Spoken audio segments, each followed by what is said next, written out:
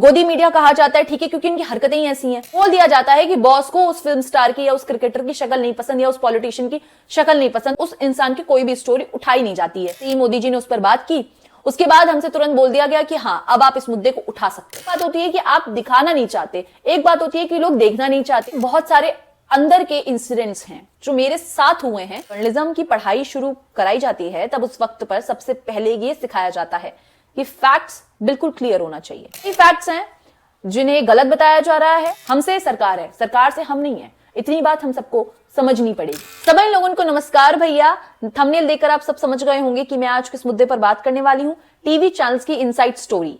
आजकल TV channel के हाव भाव तो आप देख ही रहे होंगे कि किस तरह और किस तरफ चल रहे हैं वो लोग और किस तरह काम कर रहे हैं। कुछ ऐसी चीजें हैं जो मैंने ऑब्जर्व करी हैं, वो थोड़ी सी मुझे प्रॉब्लमैटिक लग रही हैं, मतलब शॉकिंग भी लग रही हैं कि वो ऐसा कैसे कर सकते हैं। कई फैक्ट्स हैं जिन्हें गलत बताया जा रहा है, कुछ जो उनका तरीका है वो समझ में नहीं आ रहा है, और बहुत सारे एग्जाम्पल्स के साथ, अपने एक्सपीरियंस के साथ आपको सारी बातें मैं बताऊंगी। लेकिन उससे पहले ये पूरी वीडियो आपको देखनी है, और अगर चैनल अभी तक सब्सक्राइब नहीं किया है तो जल्दी से कर लीजिए। तो भैया बात शुरू होती है कि अभी पार्लियामेंट का जो सेशन है वो अनिश्चित काल तक के लिए रोक दिया गया है। आप सबने सुना होगा कि अभी बहुत सारे सांसदों को सस्पेंड कर दिया गया। सस्पेंड हुए सांसद पार्लियामेंट के बाहर बैठकर अपना धरना दे रहे थे और उसी बीच मिमिक्री भी हुई स्पीकर जी की, धनखड़ साहब की। तो उस पर मीडिया ने काफी कवर किया। मिमिक्री क्यों की, किस लिए की, ऐसा नहीं करना चाहिए, तो बहुत गलत बात है, ये है वो है, फलाना डिकाना। लेकिन उसी बीच जो विपक्ष है, यानी कि जो इंडिया अलायंस है, गठबंधन जो बना हुआ है, ये बना था 28 पार्टीज ने गठबंधन बनाया है सत्ताधारी जो पार्टी है उसके खिलाफ। उन्होंने नाम दिया था इंडिया, I.N.D.I.A, ये उनका नाम था, ठीक है। लेकिन अभी फिलहाल में ही कई जगहों पर, कई मीडिया चैनल्स पे, कई बड़े बड़े जर्नलिस्ट के ट्वीट्स पे और बहुत जगह मैंने लिखा हुआ देखा इंडिया अलायंस। इंडिया अलायंस देखने के बाद थोड़ी सी शॉक हुई मैं, क्योंकि आपको पता है जब जर्नलिज्म की पढ़ाई शुरू कराई जाती है तब उस वक्त पर सबसे पहले ये सिखाया जाता है कि फैक्ट्स बिल्कुल क्लियर होना चाहिए। फैक्ट्स का मतलब होता है किसी का नाम, किसी इंसान का नाम, शहर का नाम, गाड़ी का नाम, या किसी गठबंधन का नाम, पॉलिटिकल पार्टी का नाम, किसी भी पॉलिटिशियन, क्रिकेटर, फिल्म स्टार, किसी का भी नाम या कोई भी नंबर हमेशा आपका सही होना चाहिए, या कोई भी आप तर्क रख रहे हैं तो उसके पीछे फैक्ट बिल्कुल क्लियर होना चाहिए। लेकिन अगर आप एक गठबंधन का नाम इंडिया है और लिखने का तरीका भी उन्होंने बता दिया है, उसको भी आप अपने हिसाब से चेंज कर रहे हैं, तो ये थोड़ा प्रश्न बनता है। अब चेंज कहां से शुरू हुआ? चेंज वहां से शुरू हुआ जब हमारे मोदी जी ने ही उसकी शुरुआत कर दी अपनी एक रैली में, या उन्होंने बोलना शुरू कर दिया इंडी अलायंस। उसके बाद एक मीडिया संस्थान के एक प्रोग्राम में अमित शाह जी ने बोल दिया इंडिया अलायंस। वो एक वीडियो देख लीजिए। भाजपा कांग्रेस सीधी फाइट है, दिल्ली में हो नहीं रहा है, हरियाणा सीधी फाइट है, फिर आगे चले जाओ राजस्थान, मध्य प्रदेश, छत्तीसगढ़ सीधी फाइट है, गुजरात सीधी फाइट है, महाराष्ट्र में पहले से हो रखा है, बिहार में पहले से हो रखा है, बंगाल में हो नहीं रहा है, उड़ीसा में हो नहीं रहा है, नॉर्थ ईस्ट में हो नहीं रहा है, तेलंगाना में हो नहीं रहा है, आंध्र प्रदेश में हो नहीं रहा है, तमिलनाडु में पहले से बना हुआ है, केरल में हो नहीं रहा है। तुम इंडी अलायंस कहां देख रहे हो? आपके आज तक के स्क्रीन के अलावे कहीं इंडी अलायंस नहीं है भाई।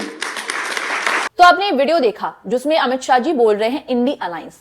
चलो, पॉलिटिकल पार्टी, बीजेपी, सत्ताधारी सरकार, प्रधानमंत्री, गृह मंत्री, अगर ये लोग बोल रहे हैं तो कोई बात नहीं, इनका एक स्ट्रैटेजी हो सकती है, क्योंकि इनका जो वोट बैंक है, जनता को वो जिस तरह चीजें बताना चाहते हैं वो उनकी अपनी फ्रीडम है, उनको लोग पसंद करते हैं, या पूरी देश के जो लोग हैं उनको वो जिस तरह से चीजें अपने बारे में दिखाना चाहते हैं वो वैसे बता रहे हैं। वो उनके पास फ्रीडम है कि भैया उनकी स्ट्रैटेजी है, कोई नहीं, उन्होंने एक इमोशनल बात बताई है कि हम इंडिया का नाम ऐसे गठबंधन में नहीं बोलना चाहते हैं, तो कोई बात नहीं। लेकिन ये जो मीडिएटर्स हैं, मीडिएटर्स ही हुए ना मीडिया वाले, तो ये मीडिया चैनल्स अपनी मर्जी से उनकी बात खुद क्यों लिख रहे हैं?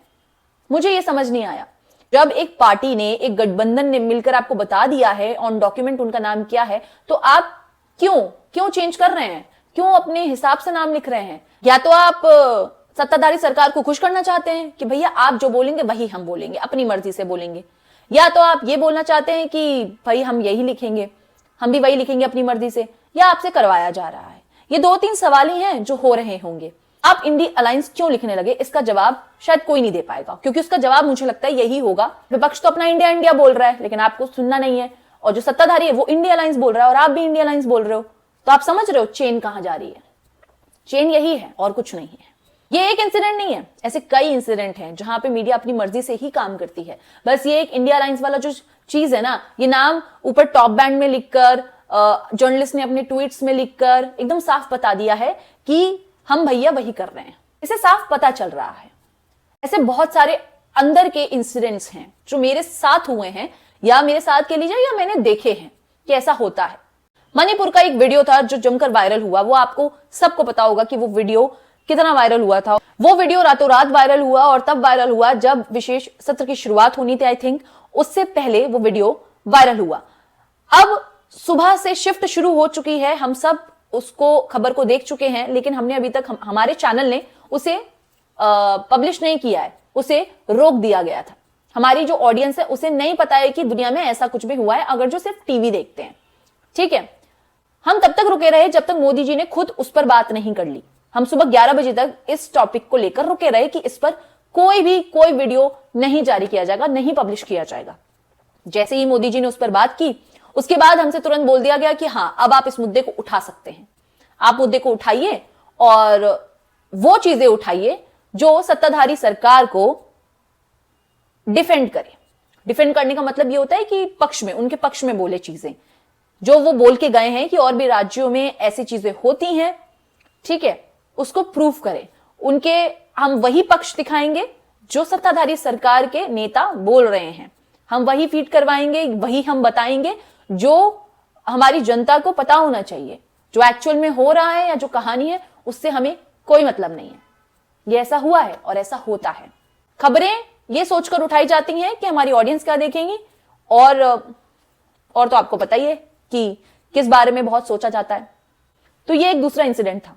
एक और वाक्य ऐसा ही हुआ था। धीरेन्द्र शास्त्री जी 2022 में बहुत ज्यादा पॉपुलर हो गए थे, ठीक है, हर मीडिया इंडस्ट्री उनको कवर कर रहा था। उनके दिव्य शक्ति को लेकर बड़ी चर्चाएं हो रही थी कि भैया वो तो इंसान को देखकर उनका दिमाग पढ़ लेते हैं, लिख देते हैं, तुरंत ही जो सामने वाला उनसे पूछने आया है तुरंत उसका उपाय बता देते हैं, ब्ला ब्ला ब्ला। वो सब भी चल रहा था। उसी दौरान 1-2 केस ऐसे आए कि भैया कोई उनके दरबार में पहुंच गया ये चैलेंज देते हुए बाबा को, तो उस तरह की वीडियो हम उठा रहे थे कि भाई किसी ने चैलेंज दे दिया या जो भी था, तो हम वो उठा रहे थे। लेकिन उस वीडियो को उठाने में भी कोई में बोलता नहीं है, कोई कान में आके नहीं बोलेगा आपको, कोई आपका बॉस नहीं बोलेगा, या फिर आपके साथी नहीं बताएंगे। या आपकी खुद की साइकोलॉजी ऐसी बन जाती है कि आपको पता है कि आपको किस तरह की चीज प्रेजेंट करनी है, किस तरह की चीज प्रेजेंट नहीं करनी है। अगर बाबा जी को उस टाइम पे बहुत गुस्सा आ गया है अपने आप को डिफेंड करते करते उस वीडियो में, और उन्होंने कोई अपशब्द मान लीजिए कह दिया है, तो आप खुद ये सोचेंगे नहीं नहीं ये चीज हम नहीं दिखाएंगे, आप उसको खुद हटा देंगे। ये चीज होती है। एक चीज और स्ट्रैटेजी होती है मीडिया चैनल्स की, वो किस तरह की खबर किस तरह प्रेजेंट करते हैं। दिल्ली में फ्लड आया था, बहुत बड़ी खबर थी, राजधानी डूबी हुई थी, भाई कवर करना इंपॉर्टेंट है, समझ में आता है, लेकिन उसके साथ और भी जगहों में फ्लड आया था। लेकिन टीवी मेन मीडिया ने बिल्कुल भी उसे और जगहों को तवज्जो नहीं दी, महत्व नहीं दिया, क्योंकि दिल्ली ज्यादा इंपॉर्टेंट थी उस वक्त, क्योंकि राजधानी है। लोग ज्यादा से ज्यादा जानना चाहते हैं कि भाई राजधानी दिल्ली में अब क्या हाल है, किस तरह लोगों को परेशानी हो रही है, क्या कुछ हो रहा है, वहां की चीजें आप ज्यादा स्लॉट में कवर करोगे, अर्बन एरिया को अब ज्यादा कवर करोगे। ये स्ट्रैटेजी है। कोरोना हुआ, दिल्ली में इतने आंकड़े हैं, दिल्ली के अस्पताल दिखाए जा रहे हैं, बड़े बड़े और शहरों के अस्पताल दिखाए जा रहे हैं, लेकिन कभी भी कोई गांव, या जो गांव हमारे देश में इन शहरों से दूर बसे हुए हैं, जहां बहुत कम संख्या है, वहां पर क्या हाल है, कोई भी टीवी रिपोर्टर वहां पहुंचा कि भाई वहां कोरोना है कि नहीं, वहां लोग कैसे रह रहे हैं लॉकडाउन में, वहां क्या चीजें हो रही है। कोई भी उत्तराखंड के गांव में कोई भी आपको दिखा, कोई नहीं दिखा होगा। टीवी रिपोर्टर कोई नहीं गया, किसी टीवी ने ये सब चीजें कवर नहीं करी, क्योंकि उनके लिए कोई इंपॉर्टेंट नहीं है। एक बात होती है कि आप दिखाना नहीं चाहते, एक बात होती है कि लोग देखना नहीं चाहते। एक बार दिखाएंगे, अगर लोग देखे ना देखे तब आपको पता चलेगा ना, लेकिन आपको पहले ही पता है कि आपको क्या दिखाना है और क्या नहीं दिखाना है, इसीलिए आप उतनी चीज दिखाते हैं।